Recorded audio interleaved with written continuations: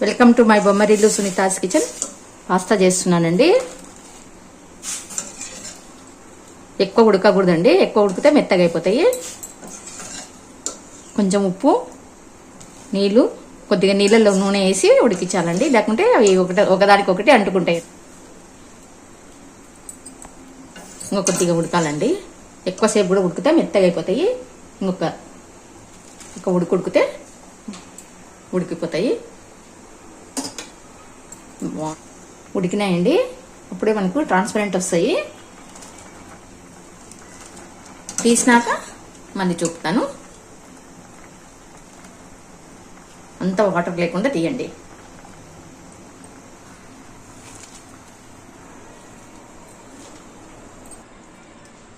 తీసుకోవాలండి, cool water వేసి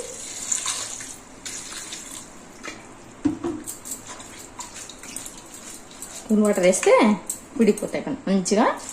వేడి వేడి మీద ఉంటాయి కదా, కొంచెం కూల్ వాటర్ వేస్తే, లేకుంటే ఇవి వేడి మీద అనేది మళ్ళీ తొందరగా ఉడుకుతాయండి. వేడి మీద కొంచెం చల్లని వేసి పుల్లగా, ఇంత పొడి పొడిగా పుల్లగా ఉండాలండి.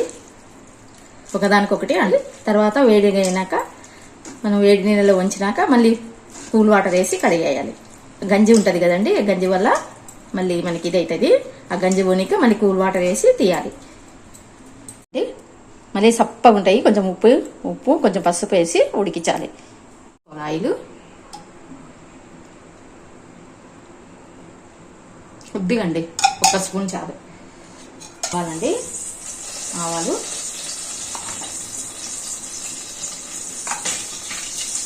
కరివేపాకు వేయకూడదండి. ఇష్టం ఉంటే ఎల్లిపాయలు వేసుకోవచ్చండి, కట్ చేసి చిన్నగా.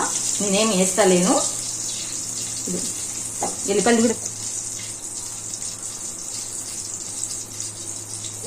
ఇంకో మాత్రం ఉండాల్సింది.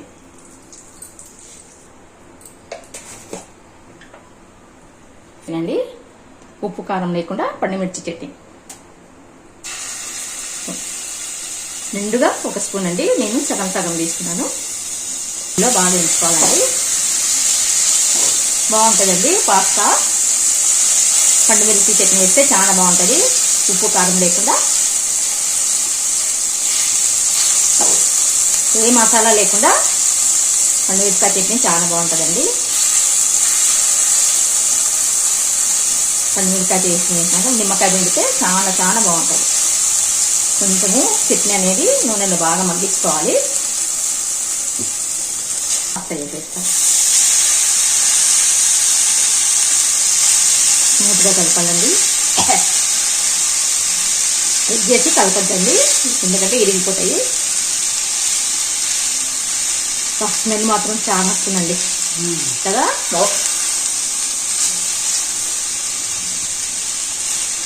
పండుమిరపకాయ చట్నీ వేసినందుకు ఇంకా మంచిగా వస్తుంది, చాలా బాగుంది. అదే ఆ స్మెల్, ఈ స్మెల్.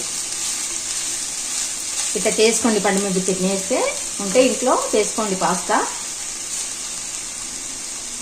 చాట్ మసాలా, ధనియాల పొడి ఏం అవసరం లేదండి.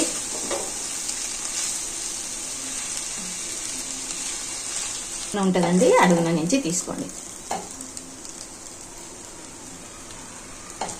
డెలికేట్గా కలపాలండి, స్మూత్గా కలపాలి, లేకుంటే ఇవి ఇరిగిపోతాయి.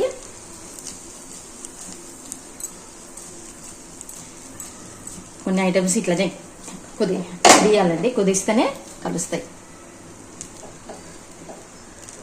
స్మెల్ మాత్రం సూపర్ వస్తుందండి. ఉప్పు మాత్రం నీళ్ళల్లో వేయించుకోండి కొద్దిగా.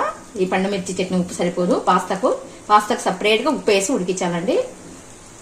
2 నిమిషాలు మగ్గించుకోవాలండి. స్టవ్ బంద్ చేస్తానండి. స్టవ్ బంద్ చేసి నిమ్మకాయ పిండేస్తాను అండి.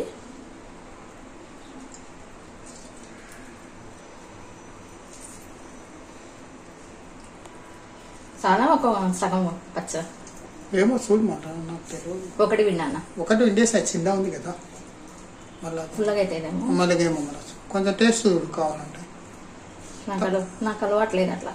ఇస్తున్నా నీకు టేస్ట్ చూసా. ఒకటేసారి కుదరాలి, మనకు అలవాట్లేదు కదా అట్లా చూసేది.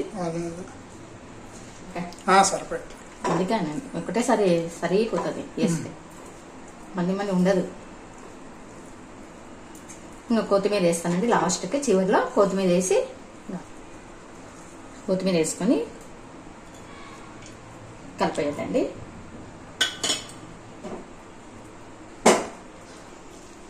బాగా కొత్తిమీర వేసి కలిపేయాలండి. కొత్తిమీర వేసేసి అంతా కలిపేస్తాను.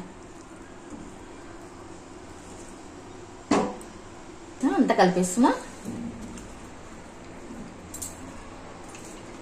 ఆయిల్ కూడా ఎక్కువ వేసుకోకూడదండి, ఆయిల్ ఎక్కువ వేసుకుంటే బాగుండదు. లైట్గా ఒక స్పూన్ వేసుకోవాలండి ఆయిల్ అంతే. అది కూడా మనం కారం వేసినాం కదా అండి.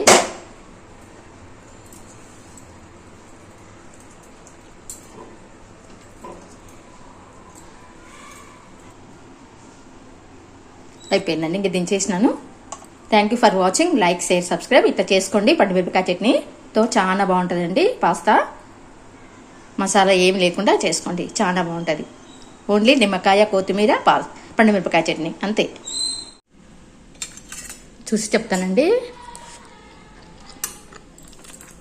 సూపర్ ఉందండి, పుల్లగా చాలా బాగుంది.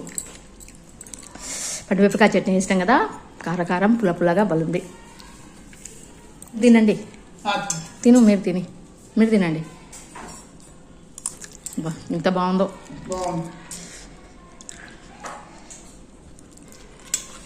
ఏం మసాలా లేకుండా ఎంత బాగున్నాయండి, అంత బాగున్నాయి. పండుమిరపకాయ చట్నీ కదా, చాలా బాగుంది. ఎక్సలెంట్ ఉంది.